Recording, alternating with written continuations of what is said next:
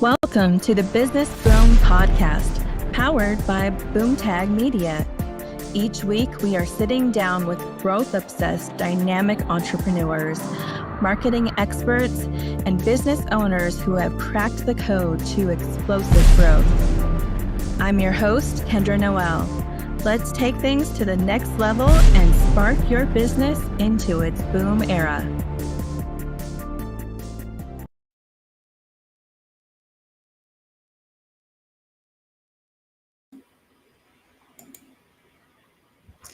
Okay, I'm back for another episode of the Business Boom Podcast. This is episode 11, and today I have Americo DaCosta joining as the guest. Hey, Americo. Hello, how are you? I'm doing wonderful. How are you? Oh, fantastic. We were talking before going live. We got some thunderstorms moving in, so I'm a little excited, I want to say, because it's just going to cool things down. We're just not used to the 100+ temperatures here in Toronto. Yeah, I understand that. We don't usually get that hot either, but it looks like our live has connected because I see that we already have an audience member joining in the chat. So that's good to know that everything's working. So I'm excited to just dive into the conversation with you today. We have a lot to talk about. Oh, we do? We do. I hope you're prepared for it. Bring it on. I've for anyone who's followed me and ask the question, so how long do you go on sometimes? Hey, most times when I'm hosting, I schedule our events for an hour, but I've been on events where we talk for 2-3 hours. So I'm Wow. if you want to talk, I can talk. Well, it's good to have a yapper on stage for sure. I just want to give you the opportunity to go ahead and introduce yourself before we get started. Why, thank you. My name's Americo DaCosta. I am the founder of Journey Logic, and I'm here to help people be seen, be heard, and be remembered. That is my mantra. You hear me talking a lot about that. It has a framework that brings customer experience together and focuses on showing up where your customers are so that you can be seen, your message can be heard, and most importantly, you're delivering an experience that customers and your audience will remember. Yeah. Yeah, and I think it's really resonating. Like I follow you and I see the post and I see like the traction gaining and the seen, heard, and remembered mantra is definitely gaining some traction. Yeah, you talk about customer experience and people will, okay, yeah, that's great, and then they move on. But then you talk about things that perhaps are more meaningful to them. They stop. You know, I'm a big believer that visuals, and I'll share some stats in a bit when you ask your questions. But the visuals are so important. The sound effects, you got to make an event memorable. And if your material is dry, which some has the tendency of being dry, that's just what it is. Listen, I worked in insurance for a good number of years. I'm almost afraid to tell you how many years. But listen, insurance, the documentation, the conversations, great cure for insomnia. So how do you liven that up? Yeah, you talk to Americo and he takes care of that for you. Yeah. Yeah. And I think I made a comment on one of those posts recently and say, well, I think that's what people are looking for. They have a desire to be seen, for one, because so many times they're maybe showing up on social media still feeling unseen, and That's that their right. message would be heard. And then, of course, who doesn't want to be remembered or make their mark on something? Well, let's pick up on that for a moment, and I'll share the first stat. Oh, perfect. So, and I learned this recently, and it just ties in so nicely with the message that I'm trying to get in front of my community. When it comes to written content, and listen, I thought I was good at it, and turns out that I wasn't. But the written word, which only about roughly 25% of people consume content through reading. That information that they're reading is retained 10% of the time if you ask them 3 days later, hey, what did Americo write earlier this week? Only 10% retain what was written. Whereas if you show up in your audible presence, if you show up in the video presence, your message gains more visibility and is retained 65% of the time at that same 3-day period. Yeah. I absolutely believe that statistic is true, and partially because I know that that's to be true for the type of learning that I jive with. I mean, I just don't read. People buy me books, and I'm like, thank you. I'm going to read that. I try to read, and it just does not go well for me. I have a friend who is an author, and he was on an episode of the podcast, and he was talking about his book launch and everything. And then when the book actually launched, he says, so Kendra, when are you going to buy your copy of the book? And I'm like, well, I'm really excited for you. When's the audio version going to be done? And he said, well, in about 10 weeks. And I'm like, well, then that's when I'm going to be getting your book. And I don't mean any offense by that, but that is honestly how I learn best, is by hearing and by seeing. So visual auditory definitely sticks more with me. Yeah, and it sticks with a lot of people. And it's not to say that the written word is being forgotten and people aren't leaning into it. Just people learn and consume in different fashions, different formats.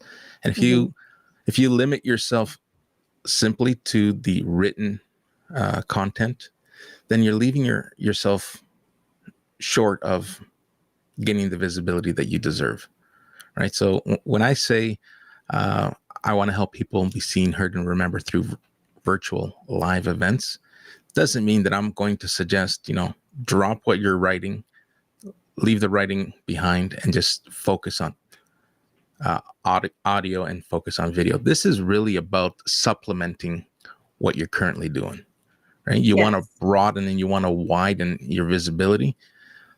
At no point will I say, hey, drop what you're doing and focus on this. This is to supplement. And it works because it helps with repurposing. You can take your events and transcribe them and turn them into written content. So it makes life a lot easier, so that you're not competing with yourself trying to come up with event content and then written content. You can just blend it in and have it complement one another. That is so great. We're going to dive in a little bit deeper into some of those strategies that you're talking about right now. Before we go into that, can we go back and do a little bit of storytelling and start with the moment that the panic set in on LinkedIn? Because I want to dive a little bit into what led you to helping clients with stages and this new kind of presence that we're talking about. So just from your memory, let's talk a little bit about what that was like. I see people in the comments. I know they're going to remember this like it was yesterday. So at the end of 2024, LinkedIn made an executive decision to pull the plug on what many of us found to be a very favorable solution, the audio rooms. Now those audio rooms brought a lot of people to the conversation. It had a Clubhouse vibe without having to leave the platform. And December of 2024, LinkedIn made a decision. It's like, well, we're no longer going to support this. This is no longer viable. We're pulling the plug. And people were in panic. Where do we go? What are we going to do? The alternative is live events, but I'm not ready to go live. I don't know that my audience will show up. And listen, I just lean into that. I take my cross-functional experience from my corporate life, and change management is a necessary part of life.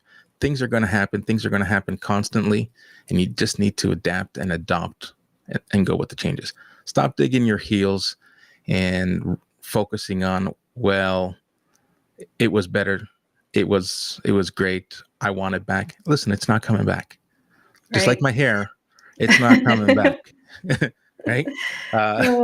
So I jumped in. I tested out different platforms and really felt that Restream was the one that was, I guess, meant for me. And StreamYard is another one, and it's great. It's a comparable platform for multi-streaming, but there's really no need to have multiple memberships of different multi-streaming platforms. So I chose Restream. I have no affiliation with Restream, but that's the one I chose to go with. And it's been testing. A lot of people are worried and afraid, and I'm not afraid to share my vulnerabilities. I'm not afraid to share my stage and let people come in. It's like, hey, can you test something for me?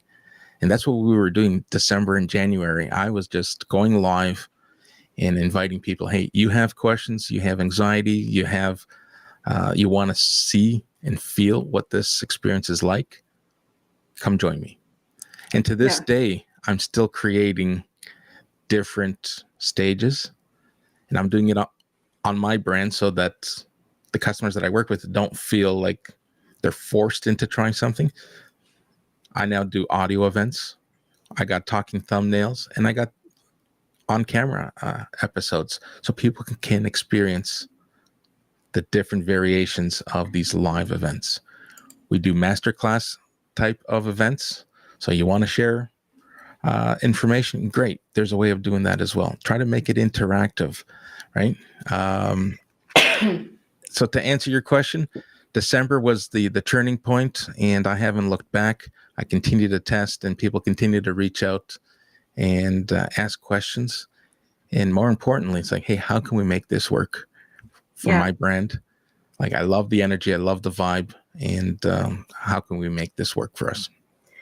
Yeah, absolutely. So I love the fact that you were already like in a mode that change is going to come, because it does. In a corporate situation, things can change at the drop of a hat, and you can whine and complain, or you can just get on the bandwagon and move the team forward. So you are kind of already in that move the team forward type mentality. Like, okay, this change is here. Let's not go search out, like there were people leaving LinkedIn because they were so upset about this. But the live streaming, it works on more than just the LinkedIn platform. It really gives an opportunity to broaden your reach. Can you talk about that? Yeah, absolutely. So reach and visibility is important for everyone. Like, whether you're a job seeker, whether you're a sales professional or a business owner, you want eyes and ears on what you have to deliver in terms of your message. And if you're only delivering your message in the written format, then you've kind of, you're working with your blinders on, and you can't see the community and the audience outside of your peripheral vision. You're just focused on writing. And when you look at engagement, and let's jump into that, these are averages, and some people experience better results. But when you look at engagement on LinkedIn specifically, the average engagement rates range from 4 to 6.5%. And that is, 4 being the average for text only, where 6.5 is the multi-image posts, the carousels. Whereas when you're comparing video and you're comparing live events, the significant difference is just astounding. Yes. You're looking at an average of, here, I just pulled it up. You're looking at an average of 41% engagement. Now, that 41% does require some work, right? If you just did a pop-up show, if I decided not scheduling, I'm just going to go live as an impromptu decision, you're probably not going to get that engagement because you haven't really created that awareness and given people consideration to schedule the time on their calendars to show up. But when you do it right and you give it a long enough tail, you're going to see tremendous improvement in your engagement and that wider visibility. Right. We have this comment I'd just like to highlight real quick from our friend Leah. She says, Meryl, I missed the audio only events too, but I am enjoying the new opportunities that have opened up for me professionally. And Leah, I totally agree with this. Having to make the pivot was a little bit hard at first, but honestly, this podcast started kind of from that moment of panic. Like, I had been thinking about it for a long time. The audio events, I had tried recording them. It didn't work. And so, our hands got pushed a little bit and like tied, well, now this is your only option. Turned out to be the best thing for me, really. But so you had to pivot as well, and then you saw this need arising of people needing help with the events. And they say that in entrepreneurship, a lot of it is about seeing a gap in the marketplace and stepping in to fill that gap. So let's talk more about how you're doing that and some of the solutions you're offering. Yeah. So I don't want to turn it into a sales pitch, but thanks for opening the question. I'm happy to talk about it, because I'm that social seller. I will talk about the value. I will talk about the message, and less about my offer. And that's the beauty of virtual events. When you do it with intention, never go in with the idea that your live event is going to be an infomercial, because you're going to lose your audience, right? So I'm answering your question as I go along here. Approach your audio event or your video event or your podcast from a social selling lens. You're here to educate. You're here to bring value. And the minute that your audience aligns with the value that you're bringing, those emails will start to come up. The questions, the DMs, hey, can we talk? I'd like to learn more, will happen. Just like with anything else, if you try too hard, you're going to fail, right? And you're going to fall on your face, and you're going to learn, and then you're going to get yourself back up and try something else. Where others, I've also seen, they give it a try, and they get so consumed on no one showing up that they give it up. They do it 2-3 times and they give it up. Or they do it a handful of times. It's like, wow, this is a lot of work. I'm really not sure that I'm seeing the ROI from these events. And there's an ROI formula, which I can share, but I know this is going to the podcast streaming platform, so there's really no point in talking about it. But if you were to follow me and reach out, I would love to share what that formula is. And don't expect instant gratification, instant results. This is a long game. You're going into the virtual space and virtual events with the understanding that the magic happens at the replay, right? And that is the key to the strategy. People will show up, and today's show is being recorded and will be rebroadcast and will be available for replay. But that's the magic. If you consider live television and live radio, people get in their car, they drive to work, or they drive wherever it is, they turn on the radio, or they start their morning routine with the breakfast television program. They stay for as long as they're able to. They join when they're able to, and then they leave. So we could be talking for an hour in this episode. The average listening is 8 minutes. But what I'm seeing time and time again, when our message aligns, people come back. And I see unique listens when compared to total listening, it's 3-1. So people come in, hey, they liked what they heard, maybe not the best time. They got to step out of the car, or they got to go drop their kids off at a soccer game, and they come back and they're going to listen to another 8 to 10 minutes. So they consume it in bite-sized pieces. But when you compare an 8-minute consumption of this type of format, of this content, compared to the 6-second attention span when people are doom scrolling, you're further ahead. Like, don't be upset at yourself at only getting 8 to 10 minutes when everyone else is getting 6 seconds. Right? Yeah, so that's very true. And then the repurposing just kind of is endless with these. When I like to repurpose by doing shorts and putting those across a lot of different channels. And it's interesting to see, which ones those will take off on, which ones they don't do well on. I'm kind of always watching that and like trying to make them the ideal length and all of those things. But even if you don't get it exactly right, I think there's still so much you can do with an episode like this. Or even I've been trying this new thing, which is like a practice episode. Like it's not live, but I'm doing the repurposing for my clients. So we're having a conversation where they're able to like share their expertise and then like use the repurposing clips, which is kind of fun. Yeah, absolutely. You can record without going live and use that in your video content that you're creating for them, right? Yeah. Yeah, and these studios, like the one that we're using right now is Restream. And Americo, thank you. You did help me set up this studio, so I need to give you props for that. But there are, yeah, for sure. There's Sorry, I had to throw that in. That's awesome. Like you're all about making these interactive, so I love it.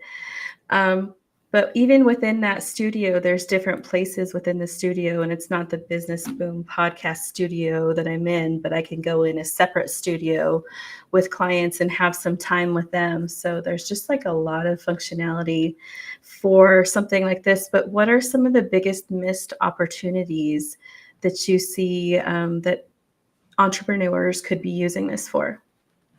Wow, that is a great question. The missed opportunities, and I think you touched on it. It's one thing to go live.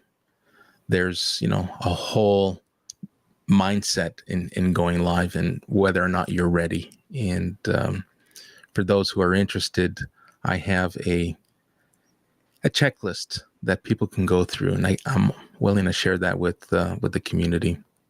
That kind of breaks down to get a good understanding of where you are in going live.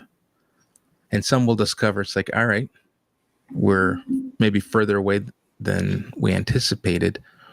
But when you look at the versatility, hey, use this platform to what you suggested earlier, record yourself, not being on live, get comfortable with the camera, get comfortable with the platform. And you will learn that there's opportunity, hidden gems, because you can then take your recording, and if you're good at editing, you can start creating content and video clips without having to go live. And it will save you, because a lot of us use multiple platforms, and I'm all about optimizing and making the most out of what we have. Because managing just multiple platforms becomes a full-time job in itself, having to export everything somewhere else. And then, when we went prior to going live, I shared with you Substack. I'm not here to plug. I'm excited to check that out. Listen, I'm only a couple of weeks into it, and the opportunities that it's provided and the time that it's saved, I can now upload any recording or any show from here, and Substack kind of recommends where to place it and where suggests what shorts will work effectively. I know we're getting off track here, but definitely this platform has similar utility, right? It's not exclusively for live. You can record and use your recordings, but it also gives us the opportunity to stream to more than one platform. So most people will jump in front of their cell phone and jump on a TikTok live, jump on an Insta live.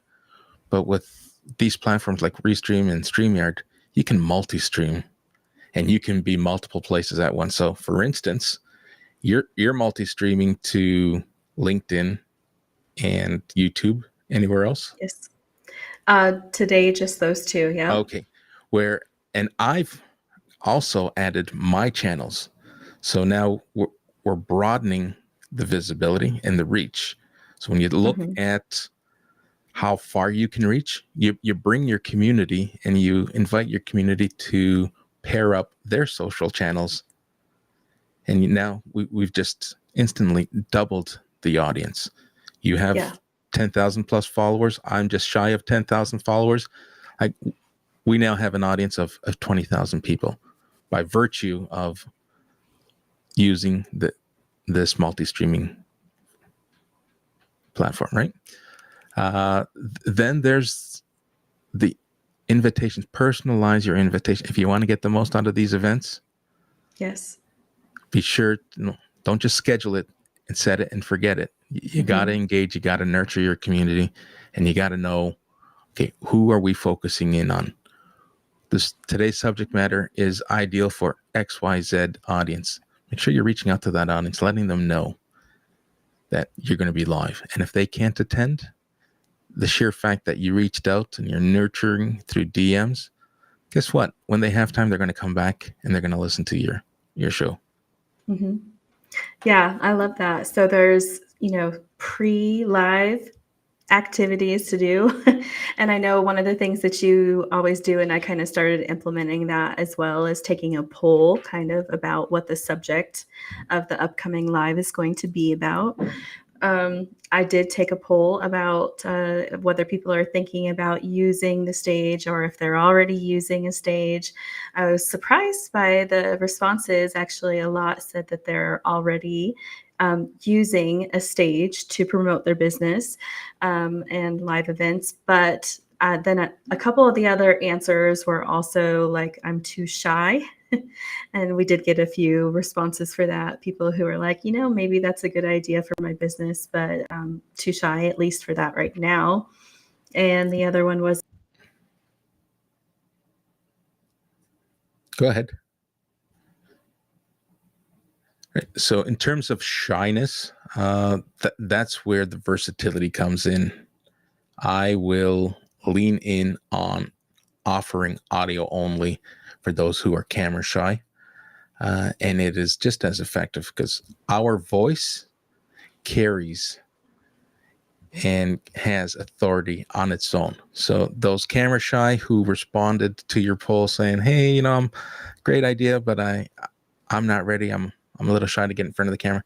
Don't worry. We can create an audio event where your voice is heard and you're off camera. You don't have to worry about shaving. You don't have to worry about getting your makeup on and just bring your voice. People, we read it. People want authentic. People want authenticity. People want to see and hear us in our vulnerable stages. Hey, our first time we went on camera, if I listen back to our first few episodes, man, it was horrible. when we were excited. Okay, that's fair. We were excited at that time. Wow, this was great. But the further you go, you look back, it's like, wow, I can't believe I did that. I can't believe I sounded that way. But if you don't start, that's the message. And I'm not here to step on and rain on people's parades, but you got to start somewhere. And you hear the gurus say it, and I'm nowhere near guru status. I'm very microscopic when it comes to influencer status. You won't even find me under a microscope, very likely, but the message resonates and remains the same. Is you got to start, right? And you're going to learn and you're going to evolve, because if you just talk about it and never manifest what you're talking about, then it's all for naught. Yeah. Speaking of being a micro influencer, someone who's new and just starting, this is episode 11 of this podcast. I made an announcement about some podcast t-shirts that I had just printed to do some promoting. Hold on, this is a promotion? Yeah. So Boomtag is sponsoring this episode? Here's a word from our sponsor. All right. And then I'm just going to show my t-shirts. Of course, the people who are listening to the podcast are not going to be able to see those t-shirts, but I guess what I'm saying is these are not for sale, but I am trying to bribe you to go to the podcast streaming platforms and leave a review on the Business Boom podcast. So I know a few people had been asking, how can I get a t-shirt?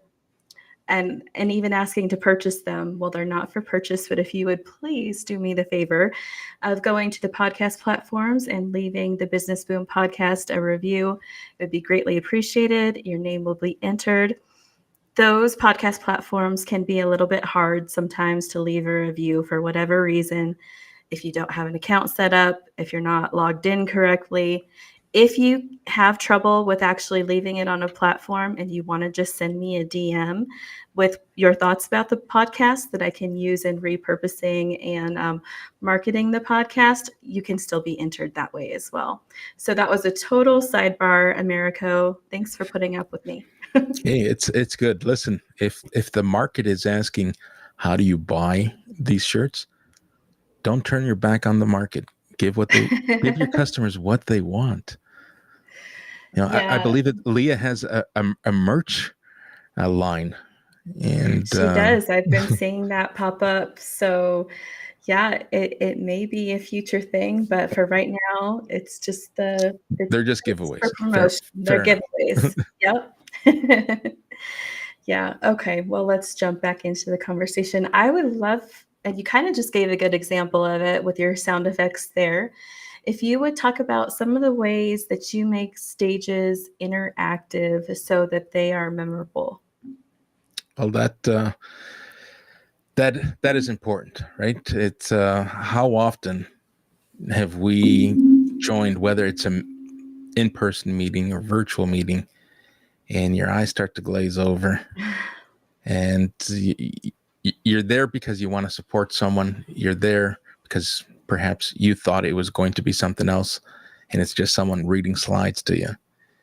It's important that you have your event designed so that it's engaging and not just dictating.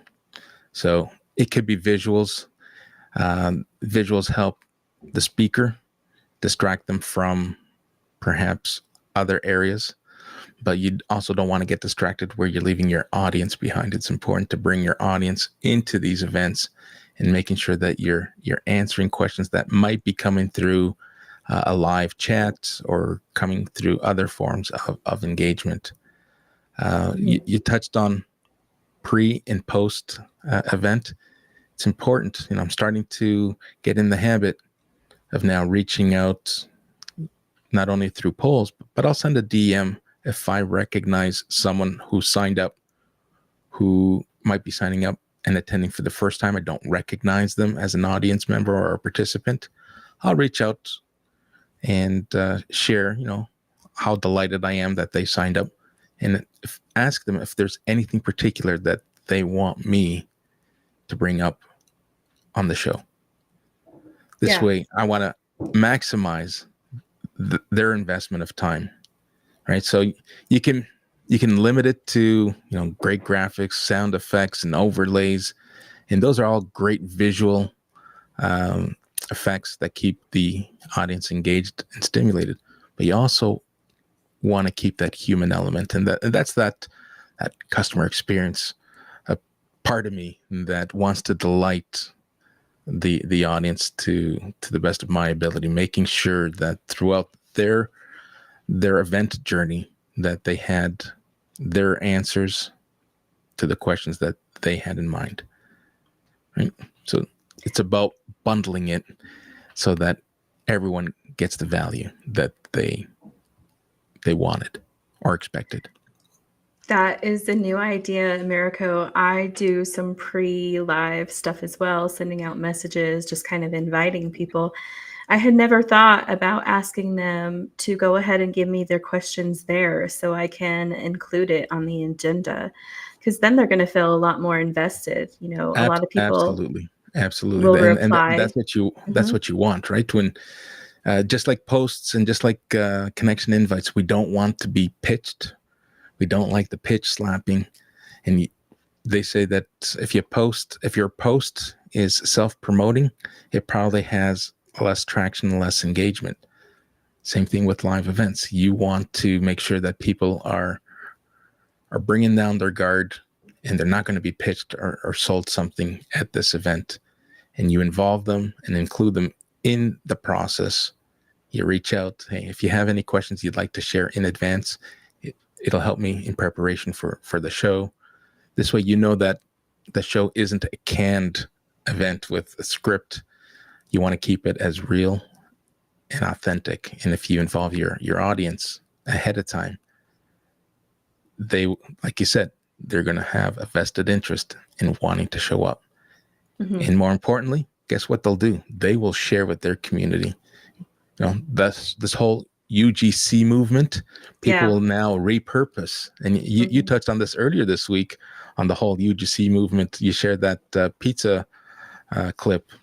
Oh, you saw my Instagram. Yeah. I did see your Instagram. Yeah, that was a fun one.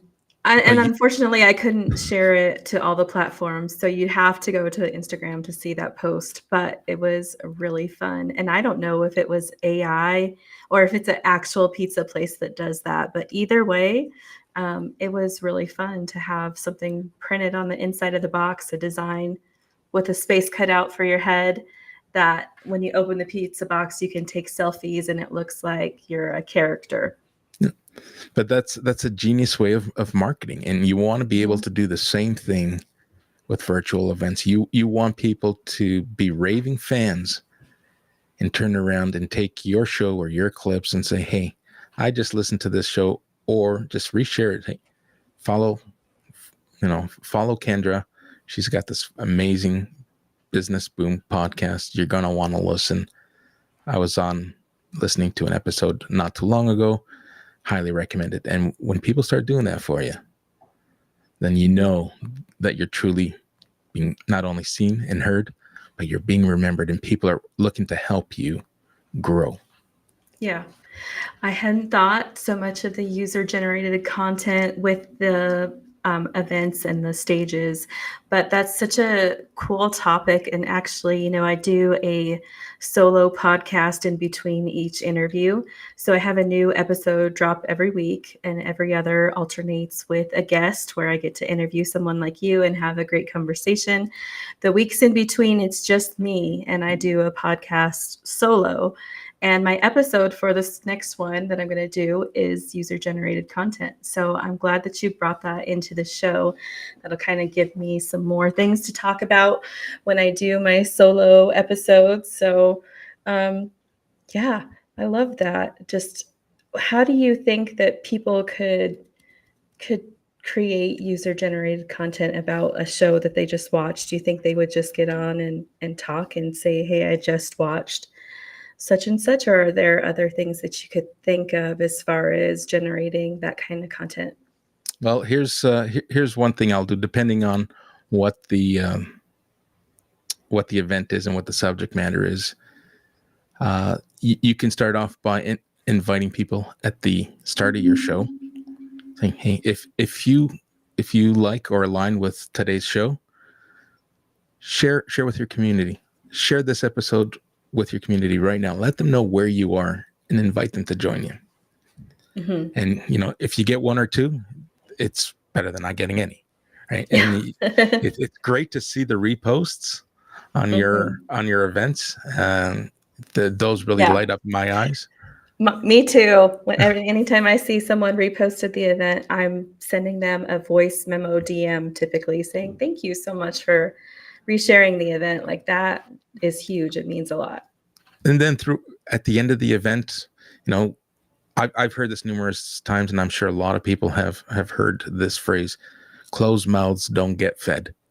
So you're not going to get what you don't ask for. At the end, you ask your audience, whether, those of you who have stuck around and watched the live episode, or those who are joining us on team replay, if you learned anything or found something valuable, I would really appreciate if you would share that with your community. What's one thing you're walking away with? What's one key learning? And share that with your community. And people will do it.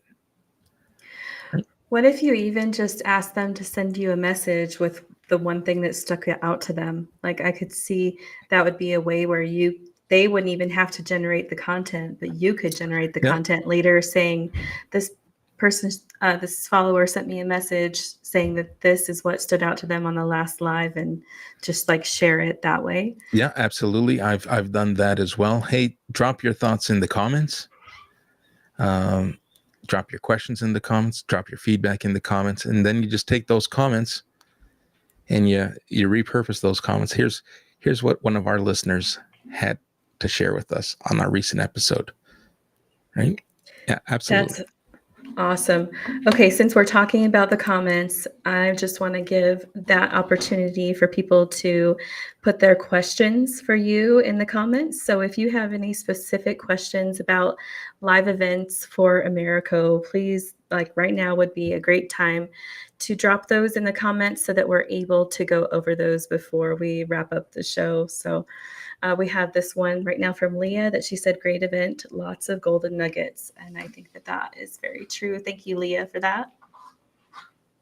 We love golden nuggets. And when our audience sees and recognizes through what our words, what we're sharing, and I think Dave says that sharing is caring. And I learned that, just like many of us learn, philanthropy, give information that will help people, and people will return. Like we talk about karma. We're sharing our content, we're sharing our advice on these shows on different formats in which we share our content. But those who advocate for us will turn around and reciprocate. Like you have to meet Americo. Let me introduce you to Kendra. And that's essentially, we're building community, and how valuable and how important is community, right?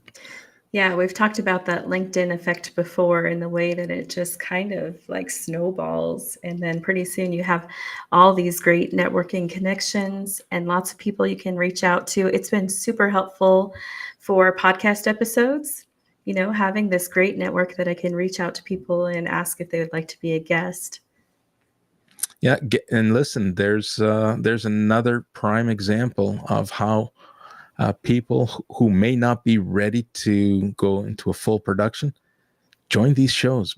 Don't be afraid to be a guest and share someone else's stage. I enjoy bringing people up on my stage and sharing my stage and letting people share their narrative, their story with my community. And once you do enough of that, you're going to fall in love and want to do it for yourself. You're going to want to return that value to your community, and you'll think of perhaps people like myself who can get you set up and get you going, right? It's great to know other people who aren't shy, too, because you've seen them talking on stages before. So it's like, okay, I know that person is okay with being on stage, being on camera. So even just watching for a while might give you some ideas of people that you can talk to. I see a couple questions rolling in, Americo. So let's start with one of these and we'll move on. See if any others come in as well.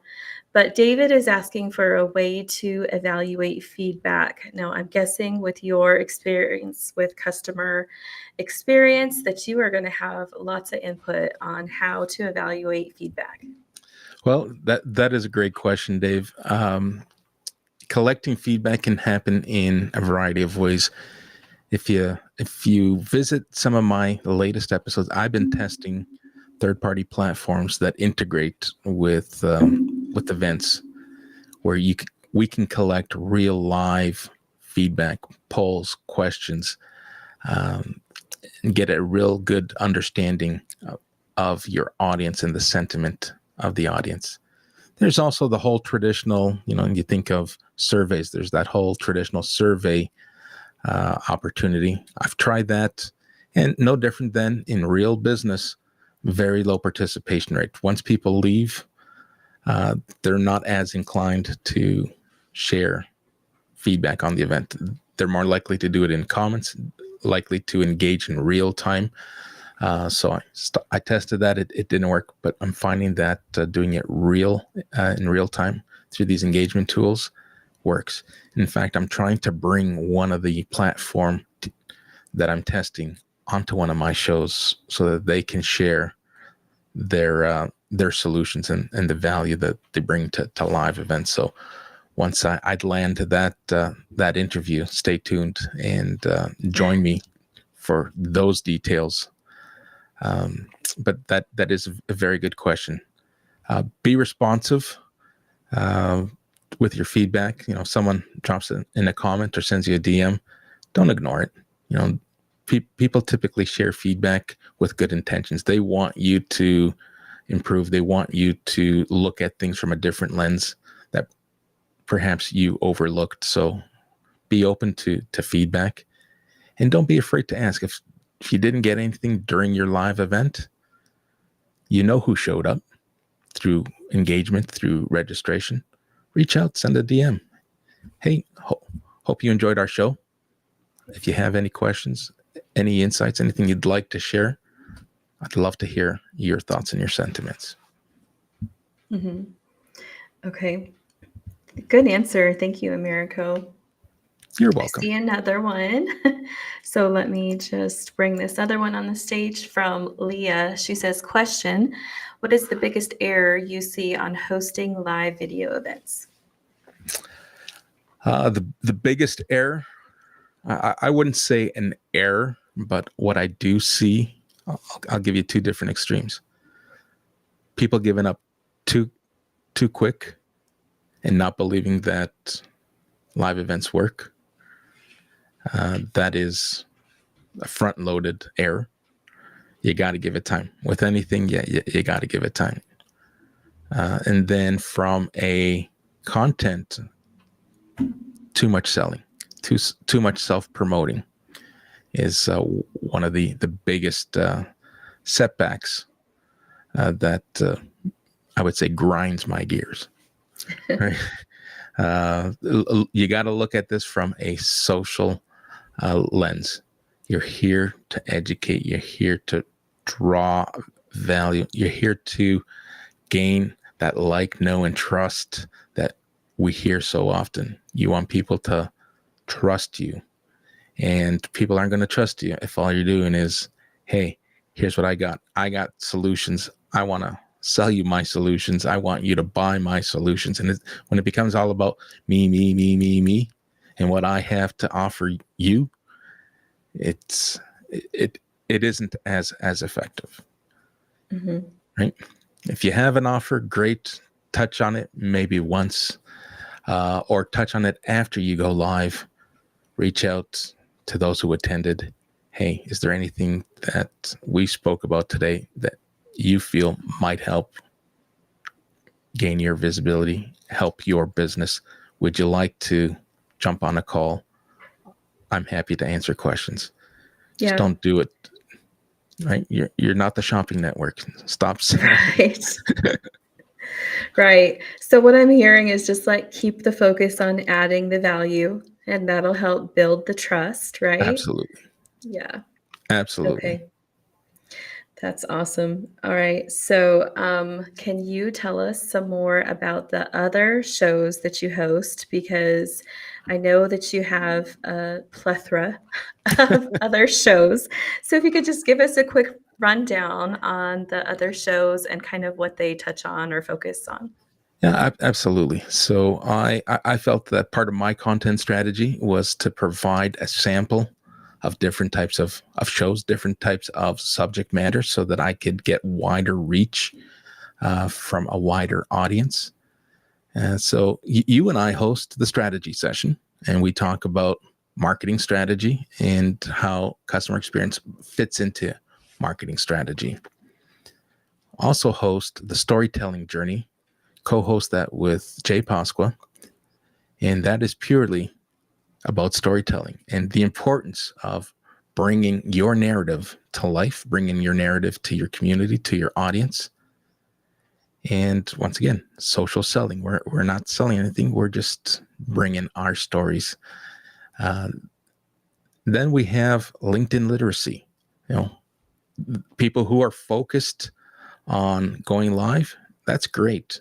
But if you peel back that onion and you peel back the layers deep enough, you got to ask yourself, before you go live, are you ready? How does your social footprint look like? Because you don't want to go live and have people say, "Wow, that is a great message. Let me go check out Americo's profile." And it's like, oh, wow, that looks nothing and feels nothing like what Americo was saying online. So you got to make sure that, and once again, that's me putting on my customer experience hat. It's got to be seamless. You got to delight your audience at every touch point. So if you're going to go live, you got to make sure that you do the housekeeping that's necessary so that when people visit you, that your message aligns with your persona and your personal brand. Mm-hmm. And then I have a fourth show that is branded. It's Journey Logic, and that one, I wouldn't call it a mishmash, but it's more diverse. I just open it to businesses who want to share and demonstrate the value that they bring to communities, other like-minded professionals who would like to come on and talk about, sales, marketing. It's really a catch-all and an opportunity for us to have a conversation about pretty much anything that ties to marketing, sales, and customer experience. It's my personal branded show, and I use that. All four I use as a demonstration as to what things can look and feel like. And we get a lot of questions. Hey, I like the vibe, the on-camera vibe of the strategy session. It's really masterclass type of conversation. Others, hey, I really like the storytelling. I like the fact that you do it in audio format only. And so there's a sampling. So my shows are more like a sampling platter for people to experience what conversations sound like, what engagement looks like, and what subject matter you can bring to your audience and what value you can bring to your audience. Yeah. Got a couple questions for you, and then I'm going to ask you about your truth bomb. So this is your forewarning to get ready for that. So as far as the design on the stage, like every show that I've seen that you have done, and this is one of the reasons why when I was ready for my own show, I'm like, okay, I need Americo's help. The introduction and like the stage and like they're just very vibrant and they're fun and interactive, and I don't see that on all the shows. Can you talk a little bit about like the inspiration and how you go about creating those? So it's really about trying to match the personalities of those who are speaking with the subject matter. If there's any underlying undertones of the show. So for instance, the strategy session, we started off with that whole Mars vibe. Yeah. And that the story behind the Mars vibe is, sometimes you're going to do something with a marketing strategy and it's going to be out of this world. People are just going to love it, right? And then there are going to be campaigns that you work on where you feel like you're on a planet on your own and no one's really paying attention. So there's a method to the madness. And it's really about matching the personality and matching the show to